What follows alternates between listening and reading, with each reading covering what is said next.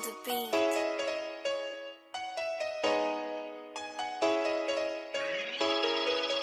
Welcome back to the Supercoach Take podcast. We're back this week.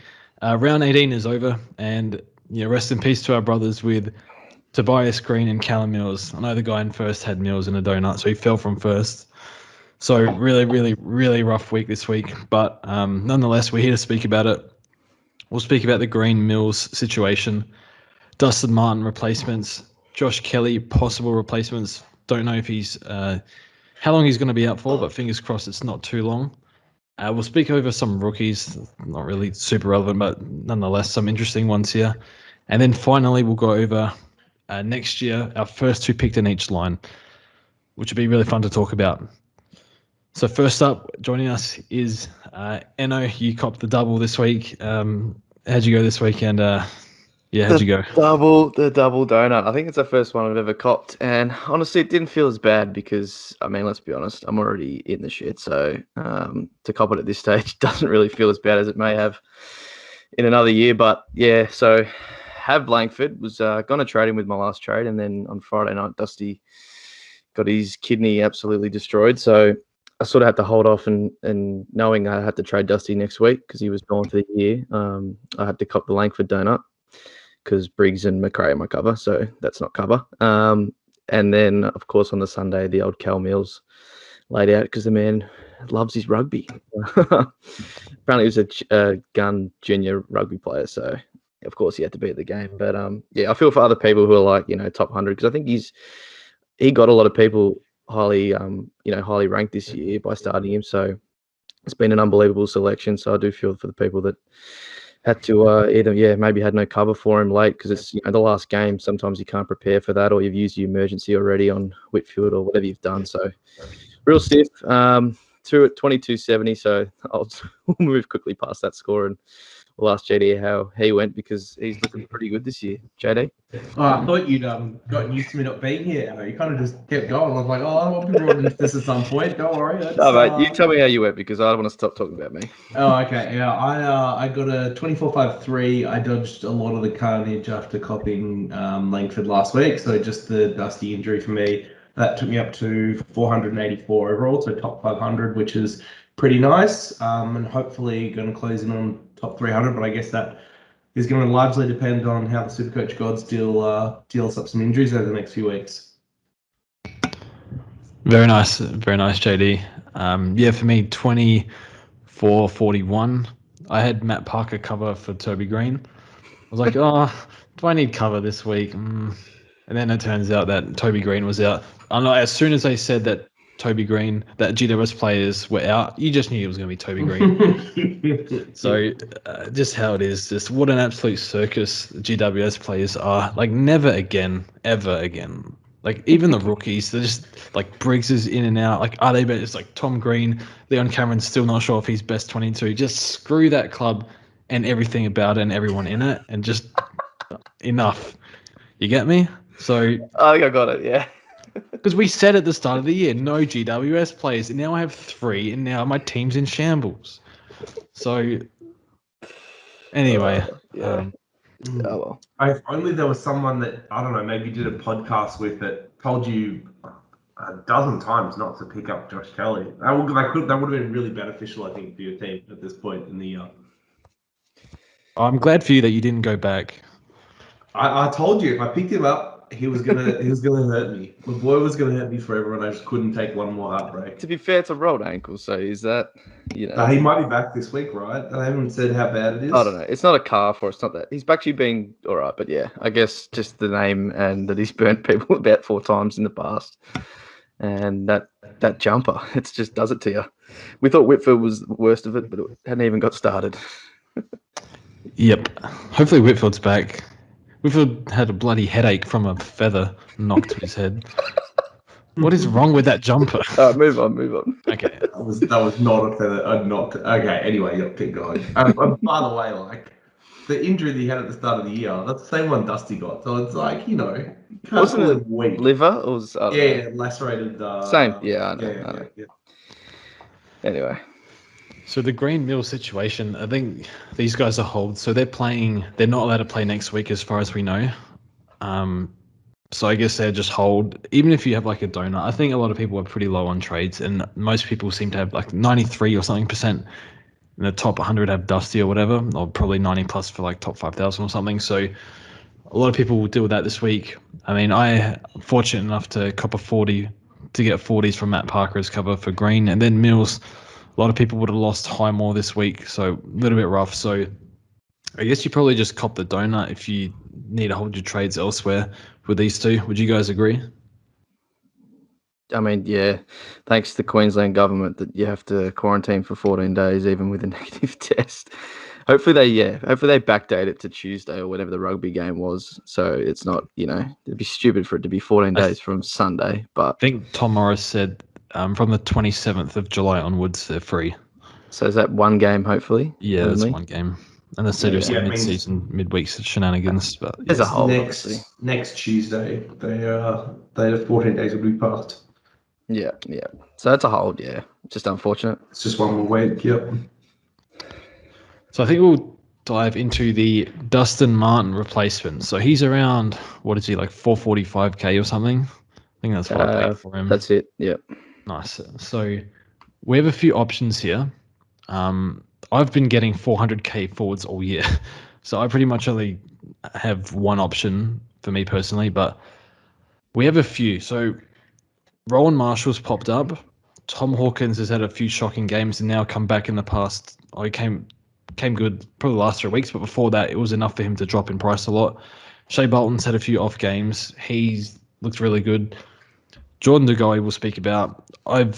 I think I was a little bit slow on the De Goey train. I can now, after watching him twice, I can now understand the pick a bit more. And also Bailey Dale's still there. Nick Hines still there around that price.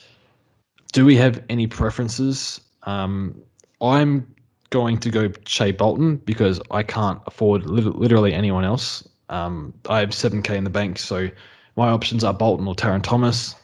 I like Bolton with the contract. He's playing for a contract, and is he going to get more mid-time with Dusty out? I assume so, but I'm not sure. So, but regardless, he doesn't need the massive mid-minutes to score. Start with you, JD. What's your initial thoughts for Dusty replacements? Like, who's the first guy that popped into your head when you thought, okay, I needed someone to replace Dusty with? So for me it was Bolton, just because it seems like Bolton's going to be the one that would benefit actually from Dusty going out, getting more mid-time, where he does seem to score a little bit better. You don't want him part too far forward. I guess for me, like my mental model for this is if I'm going down to zero trade to replace Dusty, which I am, and I have no bench cover because CCJ is injured and probably won't get a game when he returns, I don't want any injury risk. I want to pick the safest players. So for me, people like Rowan, who's been injured twice this year, De Goey, who's got a bit of history and role risk and court date risk, like these aren't nearly as appealing to me as players like Tom Hawkins or Bolton or Dale or Hind that all have more durability and security in what they do. Interesting. Enno, what are you thinking? I think obviously if you don't have Dale already, he's probably number one. That's a lock, but that's going to cost you, I think, about 30 or 40k. So Rowan and Hawkins are going to cost you about 20k. I just have enough for either of those guys, so they're pretty much probably my top two options. I know people don't like Rowan, and Bolton I could go obviously because you can go down to him because he had that poor form. So I don't know. I'm going to go Rowan. I know it seems stupid, and he gives you the ruck cover. His time on ground's, trending in the right direction. And I just do love watching him play. And him on the park, he can give you genuinely 115, 120 from here playing ruck. And even Ryder was a bit sore on the weekend, and I expect him to miss a game or two down the stretch. So, yeah, I'm going to zero trades with it. It's risky, but I'm probably not the right guy to ask this year because I'm just going to yellow it anyway. So, it's Rowan for me. If you want safety, I would go Hawkins because he's pretty much the exact same price. And they have a pretty good fixture coming up. And I think I had him in like my top 6 forwards on the way home. And so I think he's probably around the same price, the best option. But I think I'm going to go Rowan because may provide the ruck cover. Gawn and Grundy might cop a rest. I'm thinking Gawn would be the one if they sort of secure a top spot maybe in the last couple of rounds. So, yeah, that's the way I'm thinking at the moment. It's an interesting because there's actually, I think these are all really good options. Dale, we sort of know, probably get 95 from him, plenty kickouts still. Degoe, I've been trying to make sense of this pick because How much is he now? I think he's like 490 or something. Yeah. Something like that. So with Degoe, like he hasn't really shown that he's been a good midfielder. For quite even when he got the opportunity. So do you guys know how many clearances he got on the weekend?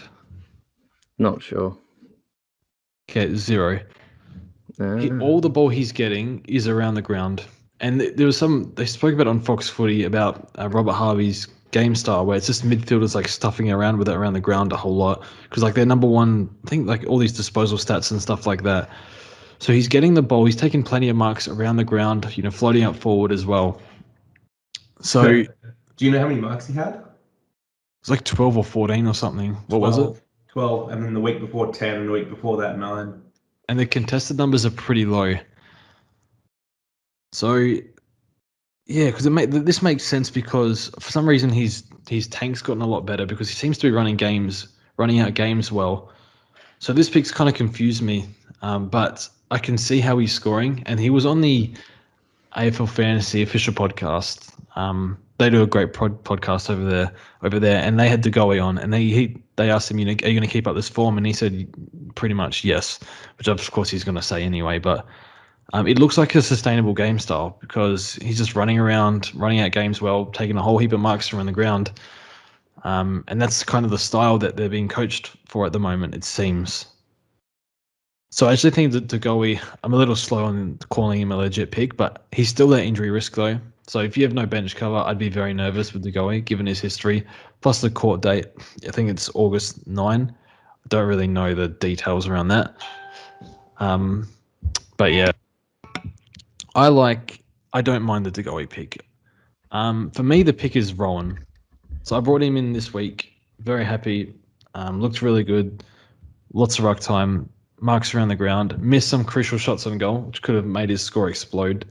But I like Rowan. I know there's the injury risk with him, but I think the surgery, I'm only guessing though, it sounds like the surgery is allowing him to, play to his ability at the moment. So yeah, it's hard to tell if it's like 100% gone. There's been like literally no reports anywhere of like if he's 100% or not. All they're doing is easing him into the games and slowly upping his game time. I feel like he's good. I think his scoring is quite hard to pass up. So for me, it's actually Rowan and Degoe are probably my top 2. But there's some injury kind of risk. But I think he's going to be okay given the surgery. I think, I mentioned it in my video. The quote was, surgery will allow his foot to have a more complete recovery, whereas where they didn't have surgery in the preseason and it backfired. So yeah, I hate to say I'm hoping, but it seems like I don't think the risk is that high considering. But yeah, that's my thoughts on that. I like to go in Rowan, and I think going down to Rowan is I think Rowan's a bit more now. I think he's 18k more. But if you got to go down to someone, probably it would be Bolton if you can't afford it, which is what I'm doing. So I think that's enough on Dusty replacements. Sorry, there's just like one thing I just want to talk about on Hawkins quickly because he's a popular pick. So I think a lot of the games that he has are double ups, which is worth looking into. So Richmond, who is meant to play this week, I don't know if that's still the case of this fixture, scored a 149 against. He then plays North, which is a 79. He plays Saints, which was a 91, and then he plays Melbourne, which was a 55. So like pretty mixed bag of scores against the teams he has coming up. And I think like Bolton has 1 or 2 double ups as well. So he had a 108 against Geelong and then a 88 against Hawks. What do you guys think Hawkins averages for the year? It's a weird one because like he is a key forward, but you can't really dismiss Hawkins, even though I bloody hate key forwards. It's for Supercoach. He gets the extra ruck time. He's in like probably one of the best teams in the league, and his score assists are just unheard of for a key forward as well. Does he go like? How likely is it that he gets rested? I wouldn't have a clue. Depends on the ladder, doesn't it? Like, I remember Stuart talking about it at the start of the year, and like Selwood talking about it as well, which is like they hope with their list that no one has to play every game, that they can get rests in, that type of thing. I guess Rowan's just about to come back from injury, and Jeremy Cameron's going to be out until finals, I believe. So maybe those are reasons why he doesn't get rested, but it's, he's definitely an older guy and he's really important to them. So Basically, you're saying you probably think Shea's the safest if you want to go safest. Going down to one trade. I mean, like Dale seems all right as an option. Oh, Dale for sure. Yeah, no. I just think or Hind as well, maybe. But so yeah, like it's 6 games, right, or 5 games left. So the likelihood that you pick one of these players and they get injured in them anyway is pretty low. But if you're at 0 trades, and I think you just have to go as safe as possible. Even 1 round miss is huge. It's 100 points. It's equivalent to 20 points per game over the 5 weeks. Yep. Yeah, I can agree with that. I see where you're coming from. Hawkins could explode for a couple and then it'd actually be more than that. But yeah, the thing is you have to pay up for a few of these guys, whereas Bolton is the only one really to go down to if you don't have any cash, for instance. So I guess there's Taryn as well, which we haven't mentioned. But yeah, I do like Shea.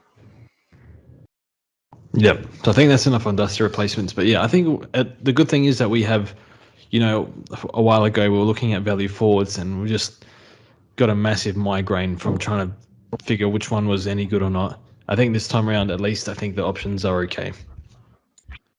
We can move on to Josh Kelly replacements now. So we don't know how long he's out for, but just in case we do need to replace him, we'll speak about that. So it doesn't sound too. We don't know yet, but all we know is that he re-injured the ankle from whatever the injury was last time, and last time it wasn't a syndesmosis or anything. So fingers crossed he misses no more than a week. I'm not really sure. If it's like a 2-3 week, even 4 weeks, I think he's a hold for me because I don't really have a choice. Get him back hopefully 1 or 2 weeks, but we have 4 names here around the same price range. Clayton Oliver, Lockie Neal, Ollie Wines, Jared Lyons. So, Anno, any of these players, do you have a preference of like which one of these players you take to replace Josh Kelly, or like put him in order? What do you think? I think he's going to be a hold. Just put that out there anyway. But if you had to order them, I think Clary was easily number 1. I mean, he's the most proven here. You could ask Neil is, but over sort of a period of time and durable is probably what he has over the rest. So if you don't have him or you trade him out, maybe at the buys, he's the one I would get back, and he played really well on Saturday. So he'd be number 1. I think I have Lyons number 2, just ahead of Neil, because he's just sort of a safer. Neil still does worry me with all he's been through this year, even though he's a better scorer and better history than Lyons. Lyons could probably frustrate you just because sort of the way he plays, but so I'd have him too. Then I think I'd still have Neil ahead of Wines. Just I do like the Lions draw. They have been poor the last couple of weeks. That's you can't fault that there, but they will. I expect them to turn it around as they need to. You need to push the top 4 to win a flag. So I see Fags, really sticking a firecracker up their ass, and they're having to turn the form around to make that top 4 because, you can't have Port finishing there ahead of you, especially the way they've been for most of the year. So I'd have Wines just 4th. So that's probably the order, but. Again, I don't think he's going to be a trade. I think all is going to have Dusty, unless you do have 2 trades or 3 trades, and he's like a 2 or 3 weeker. You trade him, but I think it's only a rolled ankle, so I don't expect it to be because it's not the syndesmosis one, is it? You guys probably know more than me, but it's the different action. So I don't think it's going to be that injury, is it? I'm not really sure, but yeah, we don't really know. But I get what you're saying though. Yeah, I think it's from the last time. Dusty's the one you're gonna have to trade for sure. So I know you were looking at it in your vid, like in case you wanted more money to get a better option. But I think Dusty will be the one you obviously have to trade, and Jelly probably just gonna have to be a hold because we do have mid cover, right? So yeah, that's true. But I have a mid at M8. Sorry, before at M8. I'm a different case anyway. But anyway, JD, would you want to replace Josh Kelly? Can you list these 4 in order? Yeah, so I have the exact same order as Anno, which unfortunately is a bit boring for listeners. But yeah, Oliver, Lyons, Neil, Wines is probably how I would rank them. And if for whatever reason none of those 4 float your boat, I would literally just go to midfielders, click on filter, click on those I can afford, hit the average button, and then just pick the first one that you don't have. That's as simple as that. They're honestly the top 10 to 15 are all great choices. So if you can afford any of them, go for it. Who would that top one be, do you reckon? Let's see. If you did that beautiful approach, it'd be Oliver then Lyons. It still ranks them the same. But then, if you've got them, then, or if you've got like crazy money, you might pick up like a Bont or like a Titch or something like that. So, yeah, or even like a Petraka. Okay. That was really getting that, George. This is not a hard decision. Yeah, that was great advice from JD. My preference is Clayton Oliver. So then we have Neil Wines and Lyons. I don't trust Neil on the run home, just because of all the injuries. Like how many has he had this year? Like 6. So he's had the same number as Rowan, just quietly. Rowan's had 1 of the same. I don't trust Neil. I ain't picking Lockie Neil, not this year, but probably has a high ceiling, right? My number 2 is Big Oliver Wines. Then Lyons, who we've seen some regression from with Neil coming back in. And then, Neil's my last one, just because of durability. So, don't have Oliver, I'd go for Ollie Wines. Even though he's going to score 160 DT, 99 Supercoach. But, just on form anyway. But I still think Lyons perfectly fine option. Just quickly, I did the midfielder players I can afford, and I just put it to 560 because that's what Josh Kelly's price is. So I think the top average is Cameron Guthrie. Which is a fine choice, by the way. There's nothing wrong with Cam Guthrie. I thought you saw George's vid because he did that, JD. Yeah, I thought that's where you were getting at. That's why I was Oh my god. Unintentional. I see people have money in the bank, but yeah, no, like Guthrie is a good choice. I guess, he's fine. I looked at that and I laughed so hard because it was exactly like me moaning about I can't go back to Josh Kelly, he's going to burn me, there's no way I can trade him in. and George trades him in, and his best trade out option is to trade back in his Birdman from earlier in the year. It's so beautiful how the script has been written.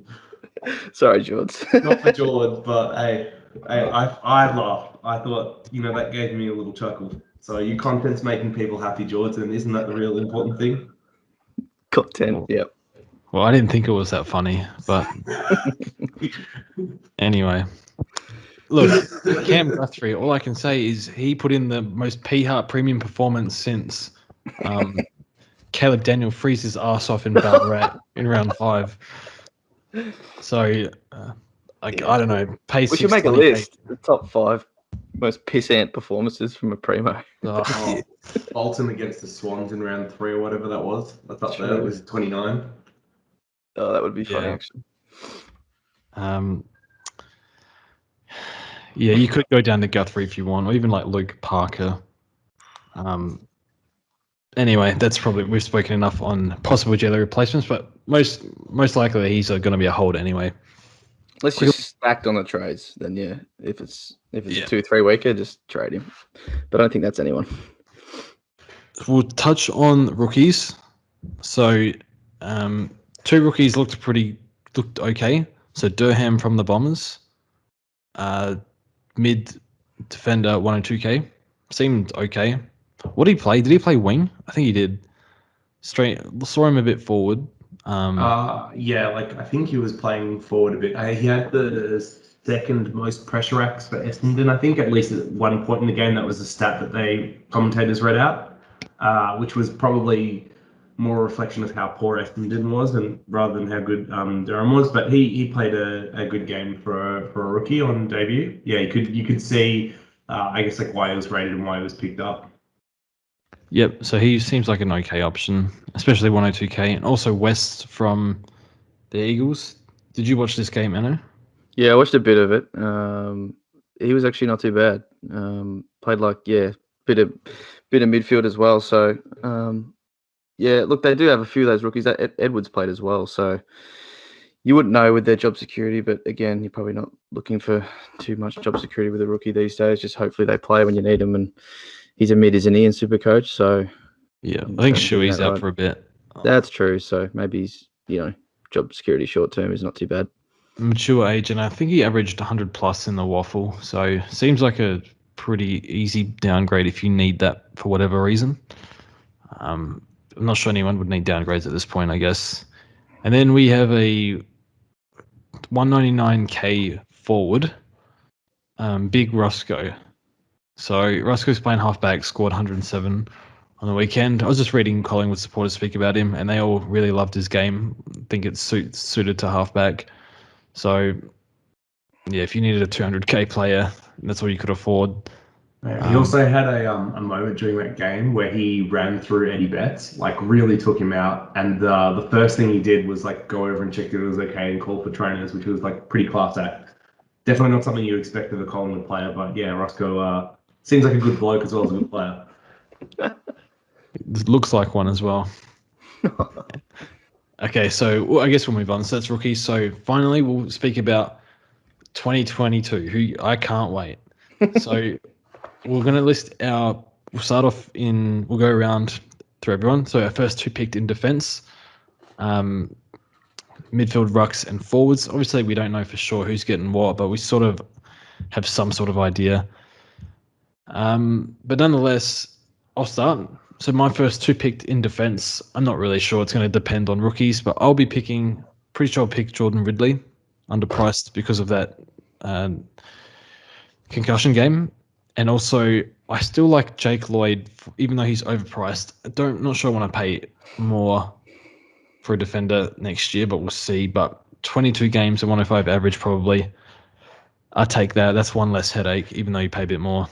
So Ridley and Lloyd for me. Eno, who you got? I still got two different. I was going to say Tom Stewart because he's only 28, so that role doesn't change. I know it's probably boring, but he's pretty safe as a pick can get. And I got Shorty because I don't see Basher playing next year. I think he's pretty much done. Sad to see, but Shorty just he's going to own that role. So I just don't see how. And he's pretty durable again, like Stewart. Like I've got to look for durable players now. This year's taught you anything. You just need to hone in on that because you can't be wasting trades on guys during the year. So yeah, Stewart and Shorty I went with, but. Just quickly on Rids, I want to see what the setup is at Essendon. So hopefully JD can tell us that next year. Like, will Heppel still be there? He'll probably play on. So who have you got? JD is your two. Yeah, I have Short on the proviso that Hurley retires, and then I've got Ridley as the other one. I'm assuming that Hurley doesn't come back and play again. If Hurley comes back, that could check things up a little bit. I assume Heppel's still going to be down there, though. Yeah. The one person that I'm trying not to say, although I'm probably going to look really hard at them, is Whitfield because he's underpriced and I love him. But I know he's mid only, bruv. You reckon he's mid only next year? Yeah, they've said it. I think it came out that, but you don't know for sure. Oh, okay, all right. Well, then that's going to stay with me because there's not opening with a midfielder. I guess the other option that we'll probably all look at pretty seriously is Sicily as well. Yeah, I think he's going to be about 400k. They just have a lot of those defenders, don't they? Those types. Yeah. And the propensity to throw him forward was gross, but maybe Mitchell doesn't do that. I guess that's the risk. And he comes as a new coach. It could be good, could be bad, and we tend to try and avoid those risks. Yeah, that's true. We'll see. So for the midfield, midfield's a headache because there's just too many good picks, and it's just like which one is like the best value. So it's super hard to figure out. So 100% chance I pick Jack Steele next year. And then it's like you throw a blanket over 5 other guys. You got the Dogs mids, Walsh, you got Parrish, Took. It's just so hard. And like Mitchell with a full preseason. Oh my goodness. I've put Sam Walsh here, even though he's like the least proven. But if he can go, and if there's any indication that he can go up a notch next preseason, you're going to get 22 games, probably 120 plus from Sam Walsh. But Yeah, I'm not really set on. I've just put Sam Walsh here because I'm really excited to watch him over the next few years. But for me, it's just definitely Steele and then some other guy, and I've got Walsh. Eno, who are your first two in the midfield? Well, if we're saying first pick, I'm with you. I think it has to be Jack Steele.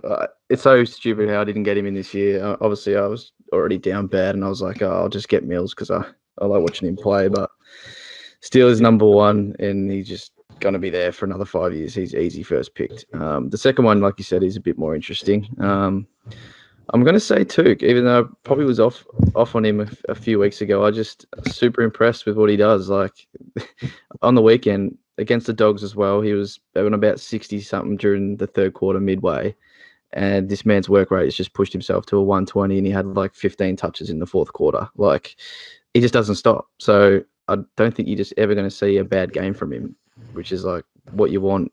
You want the floor raised in a mid that's the same as Steele, does everything. And again, that in turn sort of heightens their ceiling, and their average. So yeah, I think I'm going to say 2 for now. JD? Mine will be Lockie Neal. I know we try and avoid injury-prone players. Like the calf from Neal is quite concerning, but he's at a 103 average at the moment, and we'll probably go back to putting up anywhere between 120, 130 next year. So that's pretty insane value, really. And then I'll be looking at Tom Mitchell for, I guess, a similar reason. So he's priced at 114 now, but I think another year removed from that leg break, he's going to be looking at more like a 125 average. And in the last 6 years, outside of the year that he missed during because of the leg, he hasn't actually missed another game. So he's incredibly durable outside of that. Since the bye this year, he hasn't actually dropped a score below 110. We saw up until the bye, he was actually still quite inconsistent with his scoring, a bit up and down. But yeah, he's been on an absolute tear since the bye. So another full pre-season, further removed from that leg, and he's going to be starting on my side next year. It's going to be interesting in the midfield because I think a lot of us had the same three. We all had Oliver, McRae, Merritt, and then some people had Bont, some people had Steele. But yeah, I think it's going to be blown wide open next year. Can't wait. Some people had Josh Kelly. Far out. Yeah. Rucks. Now we'll go to the Rucks. Oh, man. So I have Grundy and Darcy here. I'm not sure I want to start Brody Grundy. Probably end up, the durability's there. Didn't look great on the weekend. I suppose it was only one game, but still expecting 120 plus from Grundy next year.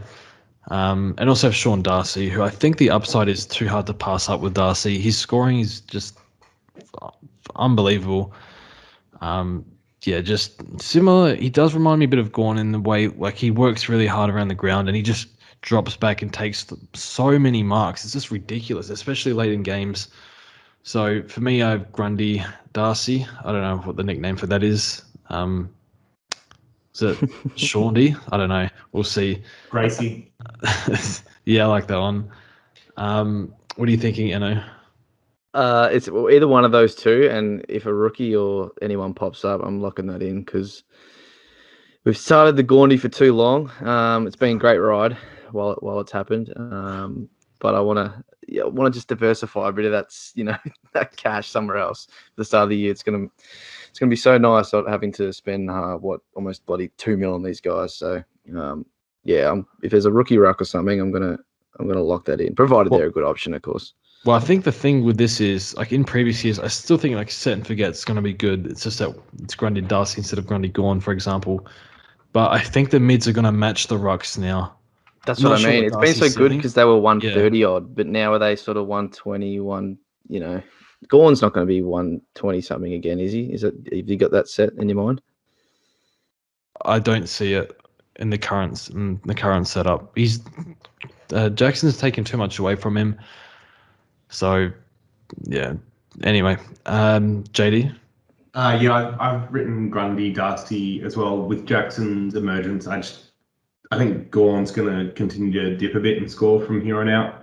I guess the thing with this is that Darcy is fairly injury prone when he's copped a couple this year already, and he doesn't have a great history either. So if you're going Grundy Dusty, you do want to play rookie ruck next year. Otherwise, it might be the year where we do one premium, one mid pricer if there's a good mid pricer that we like the look of. But yeah, I'm not sold on Darcy, but it just seems the best option at the moment. Yep. So we'll move to the forward line. So this one's is possibly the easiest thing I've ever written in my life. Josh Dunkley, if he's a forward, I pay whatever. I don't care. I pay for Josh Dunkley. And also Rowan Marshall, forward mid, underpriced, full preseason. His durability's been pretty good. It's just this bloody foot issue that he's had, the hot spot. So it sounds like that'll be okay. See how he goes over the preseason. Has a lot of time between now and then. Might even be better now. I'm not sure, but we'll see. Dunkley, Rowan, throw away the keys. No. That's a fair point. I'm the same. If those two are forwards, I don't see how you don't go with them. That's just a 2019 throwback that I'd love to go to. So, Dunks was a bloody 120 average for 10 weeks, and Rowan was almost the same. So lock them away. 130 wasn't. Yeah, sorry, mate. You can correct me. Good. Back to the 200 days. The other one I'll throw in is Tim English, only because if Steph's probably done, I don't even know what his injury at the moment is, shoulder or something. He's almost close to cooked. So unless they get another ruck in or try to, I don't know how they want to use English going forward. Do they want to move him to number one ruck? Can he handle that for a year? I don't know. For a full season. But if he's solo rucking, I think it's just a pretty good option. So they're probably the ones. I like English that's a good shout because he's quite underpriced from playing forward, and I'm guessing he's going to have the DPP, which means that if you are going Darcy and then you get like a loophole, that's pretty nice. But I guess I might have Rowan as well, so I might have a couple of actually options to float through there. Could you go them R1 and 2? For mine, I had Rowan as well. I'm assuming that Dunkley's not going to still be a forward next year. If he is, I think that's a no-brainer. So, I tried to think outside the box, and I guess I'll look at Jordan De Goey. If he's still playing midfield next year, he'll have the DPP status. He'll be very underpriced. And look, like in our forward line, we're looking for basically anyone that doesn't play forward. So Rowan English rucks, Jordan potentially a midfielder. So yeah, he'll be the probably one of the first ones I look at next year based on their role and who their coach is and what they want to do with him. And assuming he's also not in prison. Yep. You never know. Don't mind that one. Good to see you thinking about starting durable players the next year, JD. Oh my God, yeah. Who have I picked? I picked Neil and Mitchell, both injuries, Darcy injuries, Rowan and Jordan De Goey. So that's 5 injuries. Good to know. I'll probably back away from all this before lockout round 1 next year. Interesting shout though. I'm just going to pull up the tweet quickly, George, from it was released from Supercoach a few weeks ago. I know forwards is really hard to know at this point because it can all change, but 2 other blokes, or maybe 3, I'll bring up that were floated to get forward status. I know you know for sure, but Mitch Duncan, what are your thoughts there? Yeah, good one. Next. I knew you'd say that, JD. If he's a forward. Mitch Duncan, he's 31 next year. So if we're not going to start Danger for the same reason, are you really looking at Mitch Duncan? What's he priced at? What's his average this year? I think it's pretty bad. He's been injured. This is part of the reason why you don't want him, right? He's still priced at 100, and that has a 10 in it. So he was actually doing much better outside of that. He's only played about 11 games. So he was probably at a 110 before he got injured. Yeah. I had the same thoughts, but a lot of people were hype on that when that dropped. He'll be top scorer until round 8, and then it'll fall apart. Yeah. Lockie Hunter, what are your thoughts there? Really interesting. Well, they're going to have all the players back where he got shoved forward or half forward. So it depends on their setup. If they still have like Dunkley, Bont, McRae, Baslenka, and Treloar, where's Hunter playing? Because obviously, if he's on that wing and the Dogs mids are firing, then he could be a pretty good choice, 95 to 105 average. But otherwise, that's a pass. Yeah, fair enough. I guess that's how he's going to cop the forward status, is because you get shoved there for half a year, but then when actual fact everyone's healthy, that's not where you're going to be back there and scoring poorly. But Last one, Zach Butters, full preseason off the injury. Would he come into consideration? I think you have to consider him. He looked really good. He was like 4th best ranked player in champion data in the whole league until he hurt his ankle or something. Leg or whatever it was. Yeah, so I think he'll be 420k. Yeah, I think he's durability issues though. He played every game. Did he play every game last year? Maybe missed 2 or something. I can't remember. Might have got suspended. I can't remember. Anyway, can his body hold up for 22 games in a regular season? I haven't seen it. So regardless, he should go up in price, especially he was touted to break out by pretty much everyone you spoke to at Port. Everyone in the media was saying, when they interviewed people from Port, Zach Butters is the next big thing or whatever. So I think it's definitely a preseason watch, and all things going well, I think I'll probably pick him, to be honest. But there's no way. Surely not. He had 4 great games. Well, he had 3 great games and 1 dud. Then he got injured and missed most of the year. Then he came back and got injured straight away.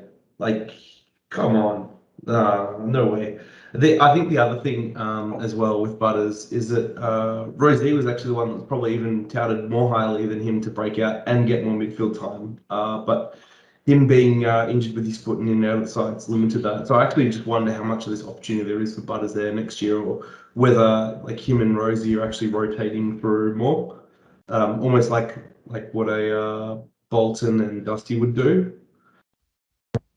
here's the thing, right? He made it to 500k, and then he got injured at halftime. Do you remember what his score was at halftime when he got injured? He almost turned up. 96. It was actually over 100, but he got scaled. It was 110 that got scaled down. Yeah. So I feel like he's gonna make money. Scoring power is pretty crazy, He isn't it? could make a lot more money than like a dog shit rookie, for example. He's priced at 90 though, right? Like he's keeper or bust. Yeah. I don't know. 420 though. I guess what George is saying, you could take the risk, and then at worst, he might have made you 100k and get injured. But yeah. I don't know. Yeah, I guess like it comes down to we always say this, like whatever rookies we have, because if you have to go 4 or 5 deep next year, and you need to try and find some value, then I can see why like Butters would be an interesting pick over some of the other like key position forwards or whatever. Yeah. Yep. It's always the most interesting line, isn't it? Really. Yeah. It'll be fun because painful. And painful. Interesting. Yeah. Anyway, boys, pleasure as always. Anna. Thanks, George. Thanks, George, mate. Good luck for the rest of the year. Did 0 trades. Join the club. Wait, why are you sledging him like that, Emma? That's brutal, mate. No, nothing at all. No, we're in this together, mate. We'll get through it. JD, as always, great to have you on. Thanks for having me, guys. Good for us all to be back. It's been a few weeks, so yeah, nice to have a chat and catch up. Yeah. So I'll see you guys next week. And yeah, thanks for joining us.